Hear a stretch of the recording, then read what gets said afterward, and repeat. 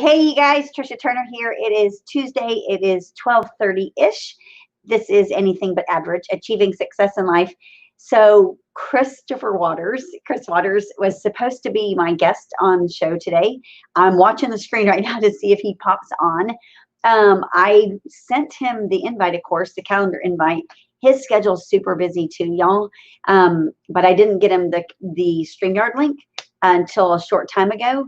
So there's a chance that he could pop on. There's also a chance that something came up and I didn't get a notification. So we'll see. So I'm keeping a watch to see if I can add him to the stream. If not, I'm just going to give you guys a quick update. The reason that I was doing it late today instead of at 12 o'clock is because there was an economic forecast. And because of COVID, it was done virtually. And so the Greater Houston Builders Association and the National Builders Association, they get together, of course, annually, and they give us a forecast of what's expected for the economy, for construction, for new construction, resale, job forecast, all that kind of stuff. And so that was going on today virtually. And so definitely wanted to tune into that. And it was on from 11 to 12:30. And so I'm waiting to see if Chris jumps on now. But to give you guys a quick update. Hey, my name's Trisha Turner. Number one, if you don't know, I'm a real estate broker here in Houston. I run a mega team with EXP. My team is the Trisha Turner Properties Group. We are laser focused on helping the consumers have an amazing experience, making sure that they are always number one in our focus and that we are always looking ahead. We're never worried about what's behind us, but always innovative, watching what's coming. So what disruptors are coming? What do we need to do to make sure that we're ahead of that? What do we need to do to make sure that our clients are taken care of the most? What do we need to do to make sure that we're pricing our homes effectively? And what's the market look like in 3, 6, 9 months? What's projected? And so the housing market, as you know, has been on fire since even before COVID. Traditionally, our season usually starts, February-ish, runs until about August. It'll start tapering off, of course, once school starts. And then it'll be slow about September. October is usually good. November's good. And then, of course, the first couple of weeks in December are good because people want to be in by the end of December in order to get the homestead exemption for the following year. So with COVID, though, last year, all different kinds of things were happening. It was a whole different market. And so even right before COVID started or COVID hit us, we were experiencing a great, oh, here comes Chris. I'm getting him on. Okay, so I'll have to fill you guys in later. Let me add it to the stream. I just saw him get on. Sorry for the delay. You're too funny. That's okay. I was like, well, at some point you're probably going to jump on. I'll just keep talking until you do. Hey. We have a big announcement. Chris Waters is joining EXP. Right. Just kidding. Just kidding. I know. Hey, you. There'd be so many people at EXP so mad at me for not getting under their downline. They would be. Oh my gosh. Someone's probably already going to start messaging you and me both. You probably just created all kinds of chaos. Yeah. So anyways, Trisha, I'm super excited to be on here. Thank you for having me on. So sorry that my link came in really late. I explained it beforehand. Hey, so I want to, because for people that don't know who you are, I think, first of all, you're amazing, as you know, and I learned so much from you. And I tell everybody, honestly, either you need to be following Chris Waters or you need to be with us at EXP. There's no better business model, period. That's the truth. And so I tell everybody that, I would love it if you could kind of share a little bit about your backstory for people that don't know before I start just asking you questions. Let's let everybody know a little bit about your history. Yeah, so got started in real estate really full-time 10 years ago. And I had invested in a bar and restaurant that failed massively. And I was dead broke. And I had way too much pride to go live with my parents at that time. I was 24 years old. And so I was sleeping on my girlfriend's couch. She didn't know that like I was basically evicted from my apartment. I asked her if I could stay there for a couple of days, and a couple of days turned into us getting married like 5 years later, which was that was probably the most amazing thing that came out of that complete disaster of a business. But anyways, 2010, I'm like beyond broke. I owe a ton of people a lot of money. And, I was very humble and very coachable. And I started hammering the phones, calling my database, doing open houses. I was generating leads online, working internet leads. Just doing everything. And, started having some success. Truthfully, I needed to actually make even more money even faster because I owed so many people so much money. And so I started hiring agents on my team. And my goal was to get them to follow in my footsteps. And in the summer of 2010, I recruited 20, I think it was 18, 19, 20 people. And I'd like to tell you it all went great, but truthfully, in the first year, it was a complete disaster. In the first year, we sold 98 homes, but out of those 98 homes, me and one other guy sold 80 of them. And the other 18 agents sold 18 homes. And so the guy I'm referencing is Bradley Pounds. And he was one of the first buyer agents I hired. I sent him a cold message on Facebook and he agreed to meet with me. And 10 years later, he co-authored this book with me. He's a key pivotal person in the company. But, after that 1 year of failing miserably at helping agents have success, I went to Brad and I said, hey, will you focus on the recruiting, selection, training, leading, and motivating of the buyer agent team? I'm going to go build up the listing team and let's go divide and conquer. And, and so that's exactly what we did. And, we basically burned the whole thing down, started from ground zero and, literally cut every agent on the team. It was just Brad and I. I got an executive assistant at a certain point within that first 12 months. And, we brought on, I think it was 6, 7, 8 agents, and we did 150 closings in from 2011 to 2012, we did 150 closings.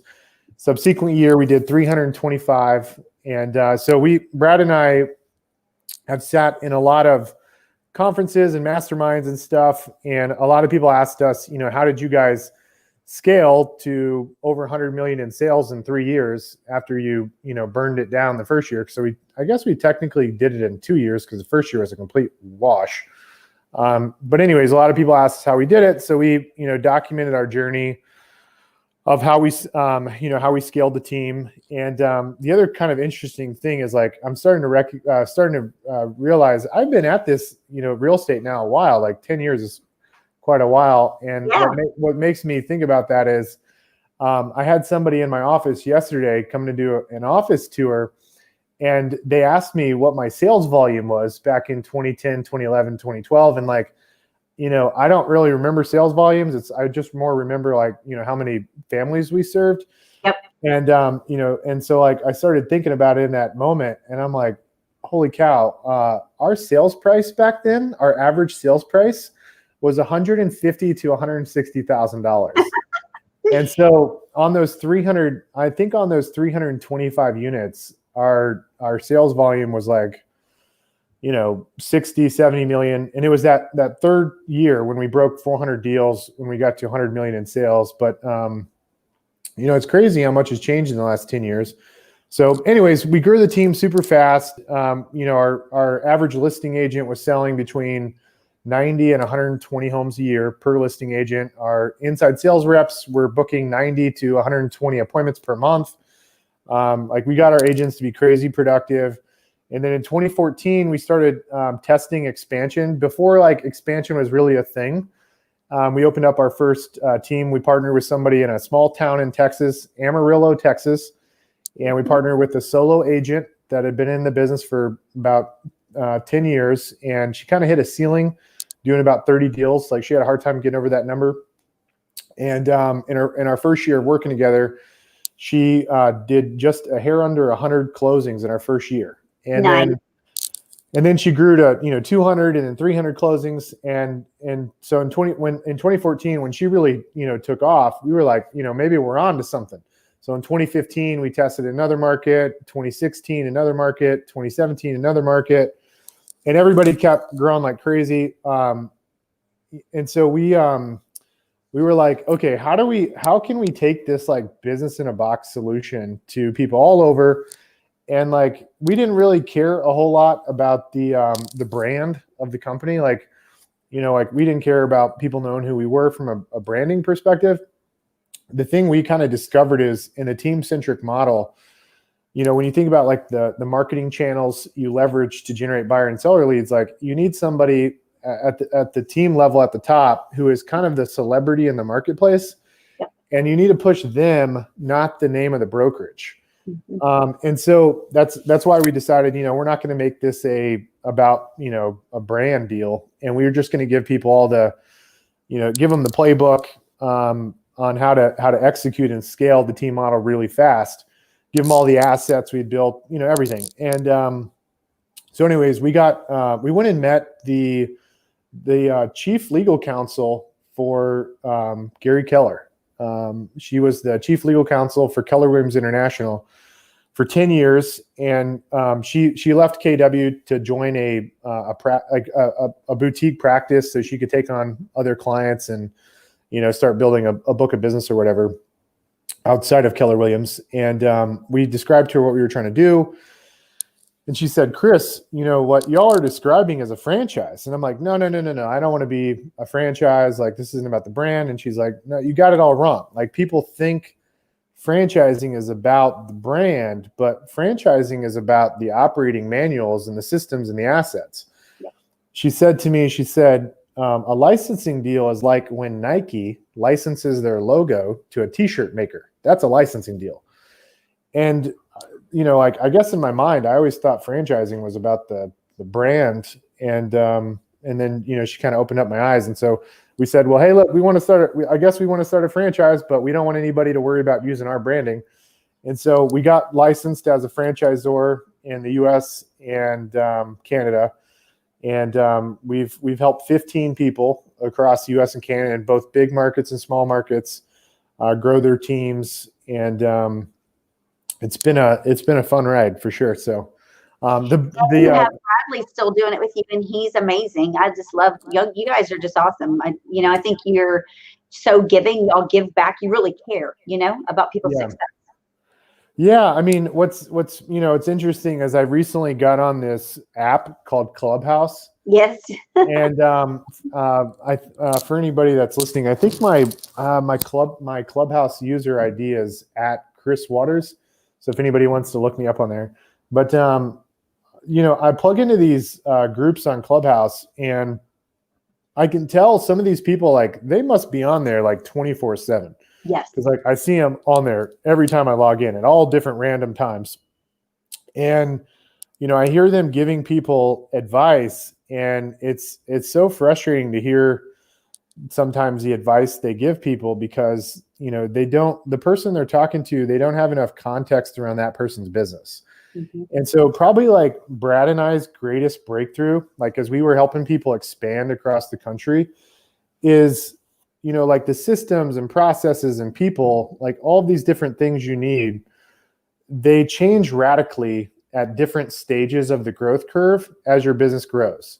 And like, we had to learn this the hard way. Like our teams, our early teams back 5-6 years ago, we were giving them stuff that our team in Austin was using, and our team in Austin was huge, right? And these like tools and systems we gave to these teams in what we call the early climb, it was like a massive distraction to these teams and their growth. Mm-hmm. And so like I remember I think it was last night or the night before, I got on Clubhouse, and somebody was, a brand new agent came on and said, what should I do to get started and grow my business?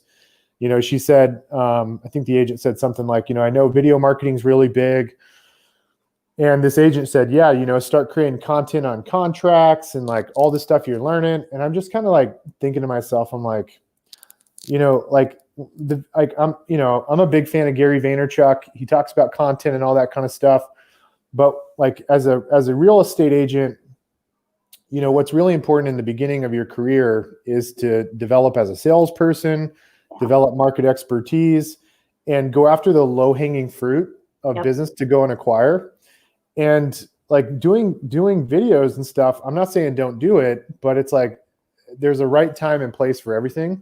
Mm-hmm. And video, creating a bunch of videos and YouTube channels and all that stuff, like it takes a long time to generate clients through those avenues. There's two types of marketing. There's, what I would call direct response marketing, which is like, you pay Zillow like $1,000 and they get you, 20, 30 leads. Or you spend money on Google, $1,000 and you get 20, 30 leads. And then there's like what's called brand equity building campaigns. And brand equity building campaigns take a long time to work. They're actually the most effective strategy over the long run. But like when you're first starting your career, unless you have a lot of money in the bank, like you're going to go broke waiting to see the results from brand equity building campaigns. Yep. So anyways, I think for Brad and I, like the reason why we like sharing so much is because we've literally like failed so many times, and like I feel like we've screwed it up every way imaginable. And we want to put content and info out there to help people, because like we've seen it all. Like we've helped now 15 teams scale from doing 30 deals to 400 in 3 years. And so there's, I think it's Tony Robbins. Tony Robbins says if you want to find success, go find somebody that's already doing what you want to do and just follow in their footsteps. Yeah. And and this was a mistake I think I made early in my career.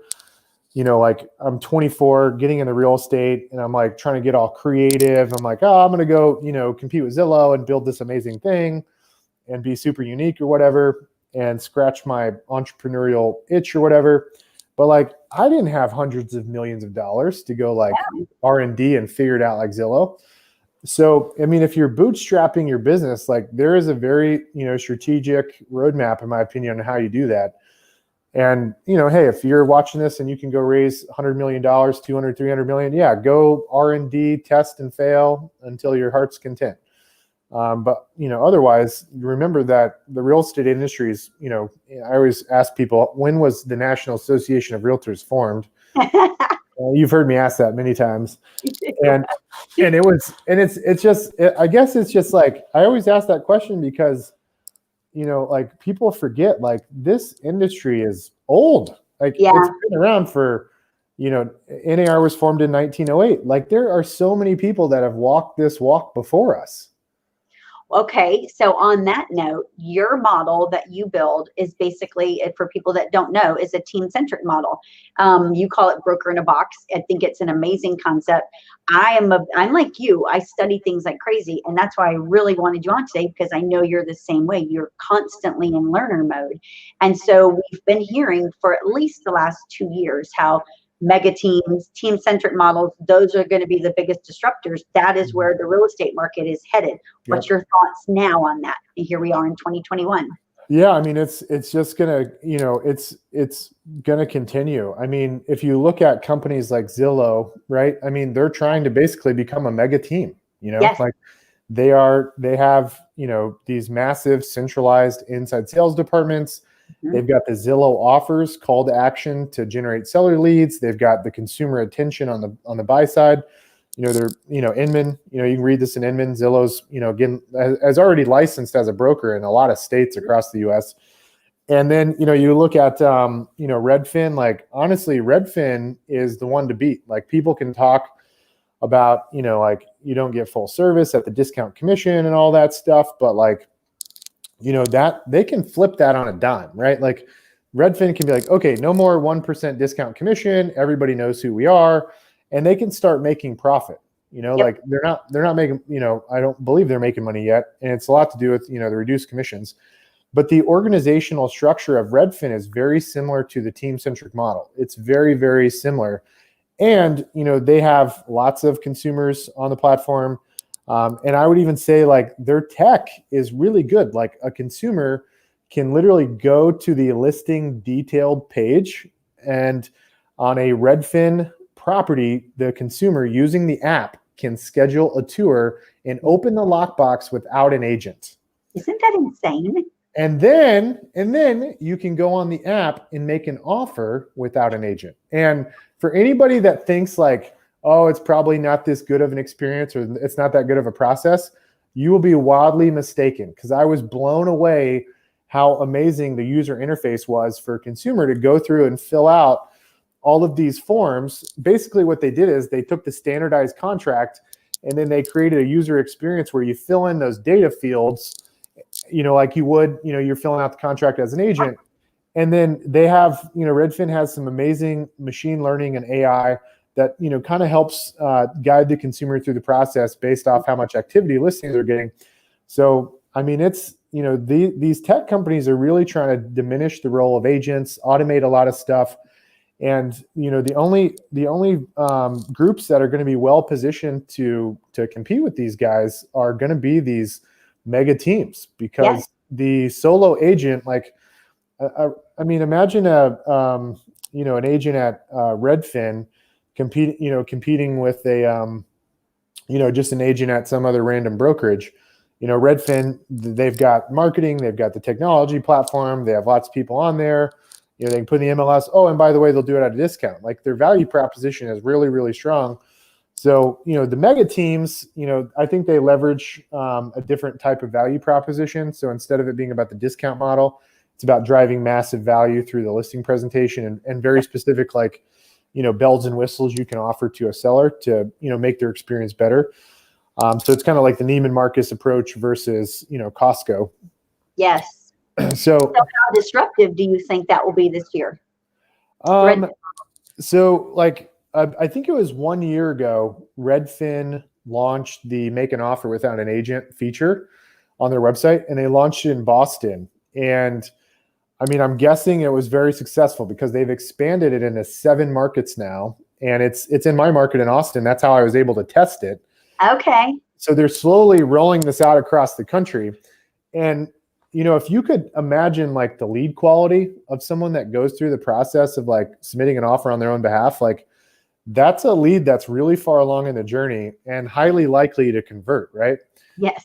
And so, like, they are, I mean, they're getting, Redfin's getting super high quality leads as a result of the tech they're leveraging. So I think, it's, in terms of how that disrupts the industry, it's really a function of how fast consumers adopt the technology. So, like, it's like the Uber app, right? Like, when Uber took off, it took off super fast. Like, the Uber app went viral.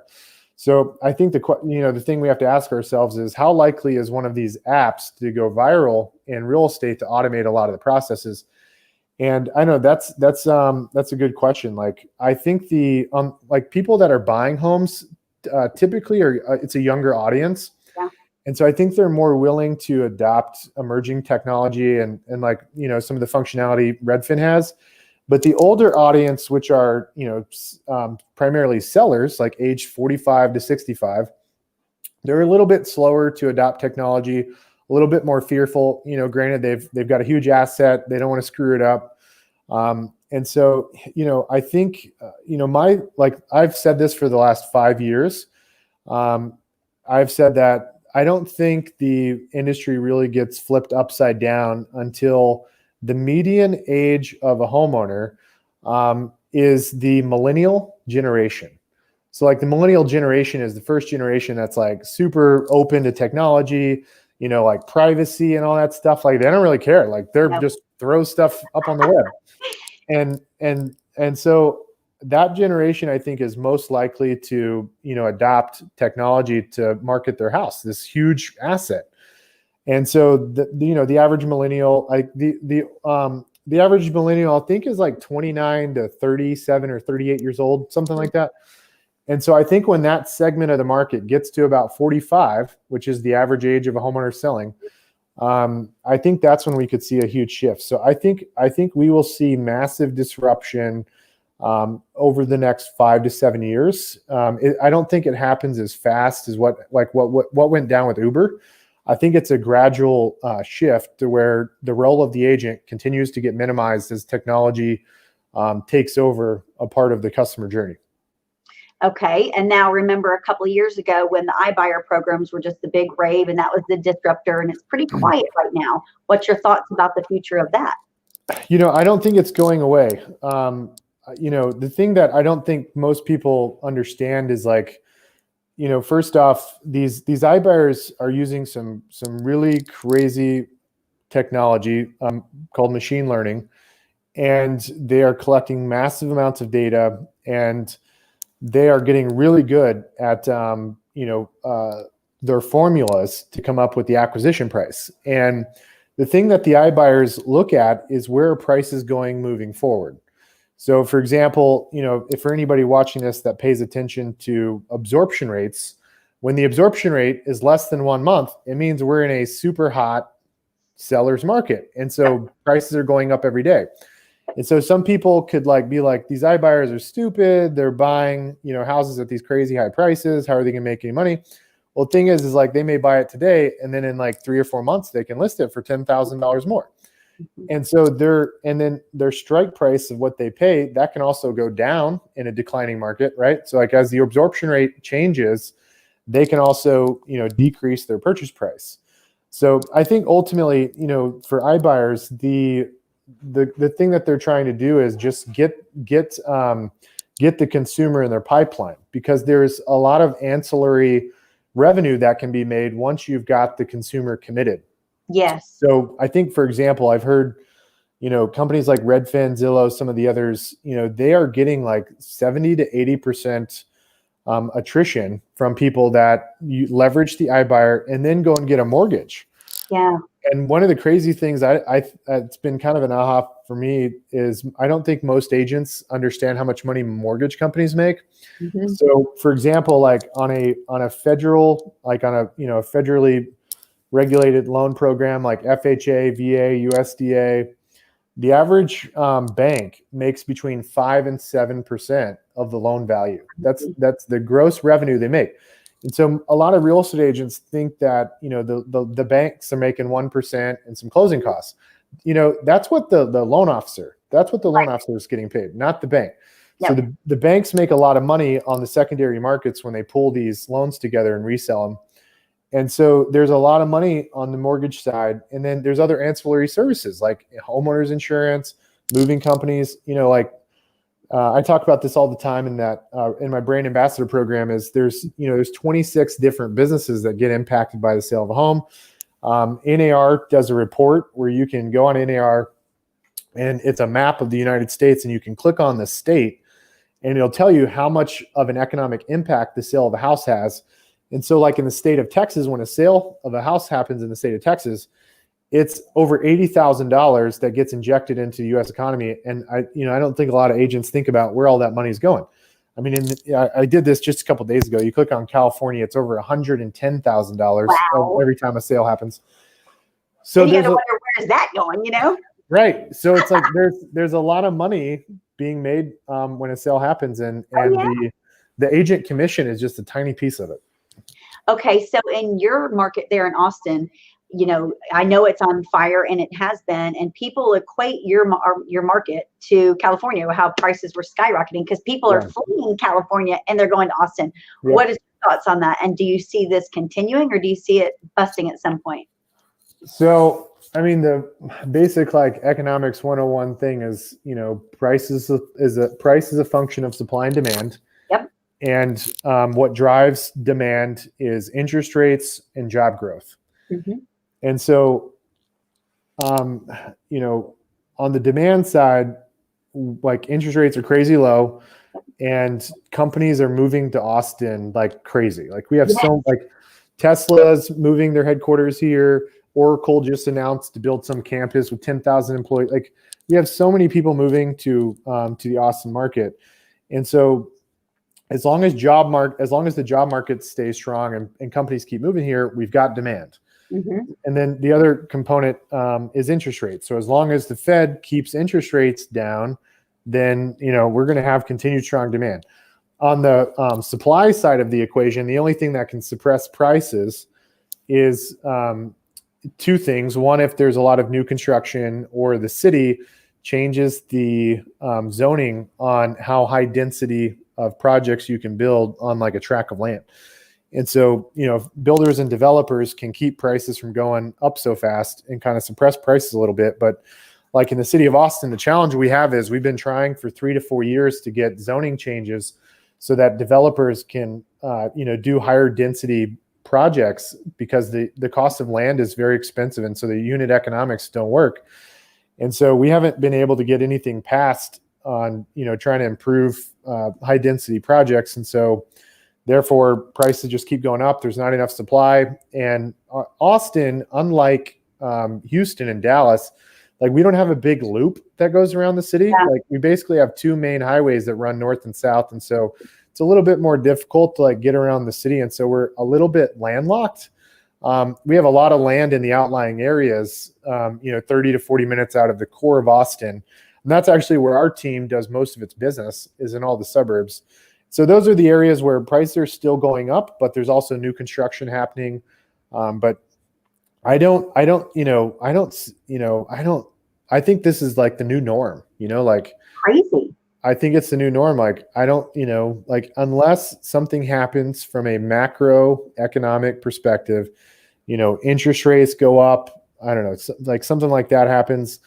I don't know, some like massive global recession, like what happened in 2008 or when COVID hit.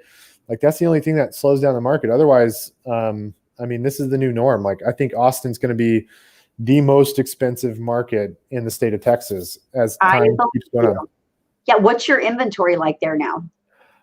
It's crazy low. It's less than a month. We have like 3 to 4 weeks of inventory, and it's contingent on price point. There's some price points in the suburbs where it's not as hot, but I mean, I had just before I got on this call with you, I have some friends that are trying to move out to a suburb of Austin called Dripping Springs. Mm-hmm. And I remember when I was like, a practicing agent 7 years ago, that area, you could buy like an amazing house on 10 acres and, spend like $500,000, $600,000, 700,000. And these friends of mine, they're looking to spend about $1 million. And I logged in the MLS just to check. I was just curious what you could get out there. And there was not a single house listed under $1 million. And the closest thing I could find was listed for 1.4 million. That was like, nice or whatever. And so it's just crazy. Houston, our normal market, 3 to 6 months of inventory. So right now in Houston, we're under 2 months of inventory, which is crazy low. But it's weird here because in Houston, Inner Loop near the Galleria, close to downtown, was always the hottest market. Suburbs were hot too, but that was always like the hottest. Well, since COVID, and now there's people going to school at home and there's people working from home, the suburbs are on fire. It's almost flipped because the houses inside the loop and closer to downtown, they're sitting. The homes there, they're older, of course, but they're priced, over $1 million. They're sitting longer than the suburbs because people are wanting to get away. Yeah. And so our inventory, thankfully, and now I'm looking at like ahead because here we're coming up on February. So now we're on listing appointments here in our office every day. So we're getting inventory. It's coming. I see it coming. And so I'm happy there. There's light at the end of the tunnel. But I talked to a good friend of mine Friday. He's in Dallas. He's a broker there. He runs a team. And he said in December, they only had 3 active listings on their team, which they have not had since 2009. They have less than 2 weeks of inventory. He's like, we're freaking out here. That's not the feeling. I'm in the same boat. We typically have 150 to 200 listings in our pipeline. And we are down to 14 active listings. Holy crap. Yeah. That's insane. And see, for consumers and other agents that don't really understand the economics, that isn't a good thing. People are like, wow, y'all are killing it. That's not a good thing because you got agents you have to take care of and their families. And then your agents start freaking out like, what are we going to do? How are we going to sell homes? Yep. Yeah. I mean, you don't want the market to be too hot and you don't want it to be too cold. You don't. And so I think it's like our duty as leaders in the industry that because we drive the economy. The moment that you stop doing what you do because you're out hustling every day, you're not selling homes, but you're growing a business. Here I'm growing our team. We're growing a business. We're all focused on the same thing. But the minute that we let off the gas and decide, I don't feel like doing this anymore, there's a problem there because who's going to pick it up and say, I'll do it, Yep. Like you said, there's 26 different vendors that need us to keep this economy rolling and these houses rolling. which means whatever it takes. If you get your agents out there door knocking, get on the phone. There's people out there that want to sell their home. They're just afraid that they can't find their next home. And like I told everybody, okay, you may not find it today, so you just go into temporary housing right now, and then you will find it. But get your freaking home sold, because the market is on fire right now. You know? Yep. You'll Exactly. sell for $1. Yep. I think a lot of people too would be surprised how much more their house would sell for just compared to a year ago. Isn't that insane? People I know in Austin have been like, I can't even afford to live here anymore. You know, I can't sell my house and buy what I want because I can't afford the next house. But remember, people say that in California years ago. I mean, I think kind of the sweet spot right now is like you can, unless you've refinanced recently, you could sell your house and potentially go buy a more expensive one and get a lower interest rate. And so your payment would be the same as your current house if you were able to get a lower interest rate on your next one. So in Austin, as far as like COVID goes, we don't know how like the future is going to go. Have you guys seen anything, or what are your predictions for this year as far as your market goes? Are we going to get shut down again? Is Austin going to get shut down again? What's your concerns there? And then how do you pivot from there? Yeah, I don't think we're going to get shut down again. I think we're gonna keep going guns a-blazing. I mean, I know there's a massive inventory shortage right now, but I'm very optimistic there's going to be a massive surge of new inventory to hit this spring. I think there's so much media, so much messaging out there about how good the market is. I think we're going to see a huge surge of inventory. And so, my expectation is from like a pure transactional perspective, I think we're going to see a huge increase in the total number of transactions done this year, which equates to commission dollars. So I think we're going to see a huge increase in commission dollars and transactions created this year. But right now, we're all feeling the pain. I mean, it's tough. Getting listings is tough. Also, time of year, people have these preconceived notions about listing their house this time of year. But I think like this coming spring, we are going to be like, it's going to be bananas. I do too. Okay, so let me pick your brain about one more thing, because this is a hot topic and you hear about it locally and nationally. Everyone's talking about this foreclosures. They're coming. What's your thoughts? I want to hear what you think about that. Are they coming? So, I mean, there's no doubt that they are. I mean, I think I read there's 1.8 million homes in serious delinquency. And so, a lot of those folks are going to have to sell their house. And, the thing though, I think people should probably recognize is this time around in 2021, we're in a super hot market. And so those people can actually sell their houses for a profit. And so a lot more transactions will get completed on the retail market versus on the REO market, because back in 2007, 8, 9, a lot of these houses got foreclosed on because people were upside down. But this time around, people aren't upside down. They have equity in their house. They're just, hoping through forbearance, they can find another job and get caught back up. And so I think the people that are facing serious delinquency, whenever the Fed says, they're no longer going to, keep the moratorium on mortgage payments, whenever they lift that, and they say, okay, now the banks can foreclose on people. I think whenever that happens, we're going to see a massive surge of people that have been in forbearance. We've already, like our team, we've been getting calls for probably the past 2 months from people that haven't made a payment in 5 months and they're deciding to sell. So I think that's going to continue to surge. I think that could be something that helps, provide some very much needed supply for the market this coming spring and summer. So, what we're seeing here on that note is that is happening. We're having the same thing here in our office. And of course, some of these people are unemployed or they're on a furlough. And so they can't go and get a loan. They can't buy another home. So they're becoming renters for the next year or two. And they're having to pay cash, of course, because they've got equity for rent for the next year or two. Are you guys seeing that there in Austin? Yeah, same exact thing. Yeah. Yep. Which is crazy, because then that increases the rental market. Like homes in the rental market are flying off. People, I just had a conversation the other day and he's like, did you see what the rents are going for in this neighborhood? He said the neighborhood. He's like, that's crazy. And I said, they'll get it now. They'll get it. Like it's a weird world that we're living in the real estate industry right now. But you know what? It's cyclical. We've seen this happen before and we'll see it again. It's not going to last forever. You usually see it run for like a year and a half to 2.5 years, you know? So when you look at the timeline, we're already pretty much halfway through it. Yeah. I mean, I think I was reading some reports about like, you know, there's a lot of people concerned we're in it. Well, this has been for a while, but a lot of people are really concerned we're in this, you know, massive asset bubble. Like you hear about Tesla stock going up 800% in a year. You know, these technology companies, like, you know, these guys, you know, like, what is it? I heard Elon Musk now is the richest person. He beat Jeff Bezos. So anyways, like we're, you know, the stock market's like north of 30,000. So all these, you know, these asset values, real estate, stocks, whatever, they keep going up in value because the Federal Reserve has been injecting trillions and trillions of dollars in the U.S. economy. And so, you know, like the Fed has the levers to push and pull to speed the economy up, slow it down. So like there's things they undoubtedly will probably do over the next 12 to 18 months to slow down this like dramatic growth in asset values, real estate, stocks. So I think we've probably got like a good 12-month runway ahead of us where we can go gangbusters and make a lot of money.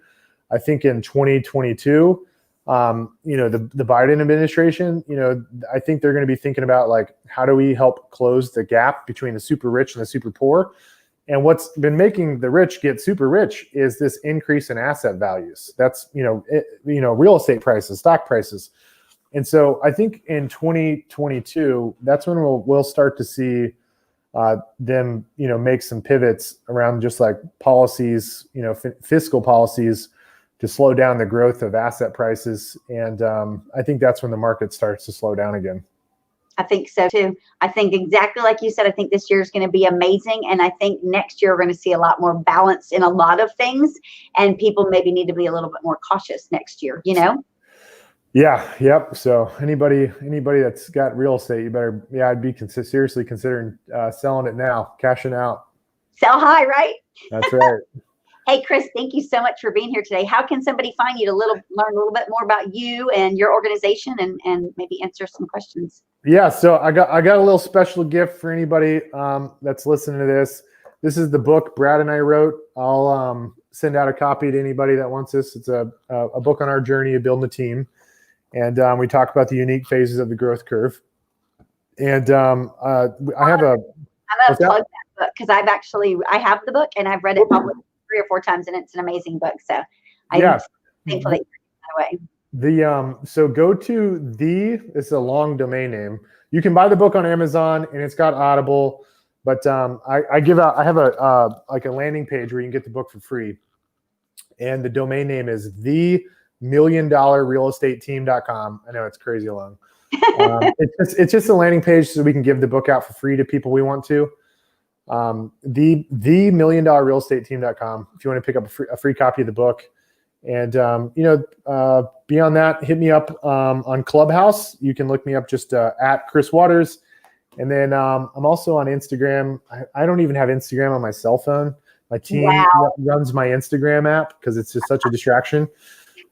So I mean, if you DM me on Instagram, like my team will email it to me and I'll get it. So, but I am on Clubhouse a lot lately. I've been on Clubhouse a lot, like hosting rooms and stuff. It is. Clubhouse is really fun. It's a lot of fun. My son is 23 years old, and I'm in a partnership with him now in this baseball complex.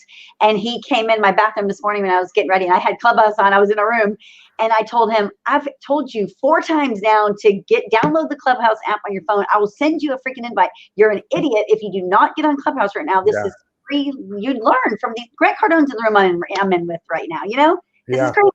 And he's like, "All right, Mom." But it's a cool app, isn't it? It's amazing. I mean, it's like you're at a conference hearing like some, authority speak on a subject, and you can raise your hand and ask questions. Yeah, it's not anything. It's just random. It's just conversations. It's cool. Yeah, it's really cool. I'll have to look you up on there too. Thank you so much for being here today. Yeah, thanks so much for having me, Trisha. See you soon. Bye, y'all.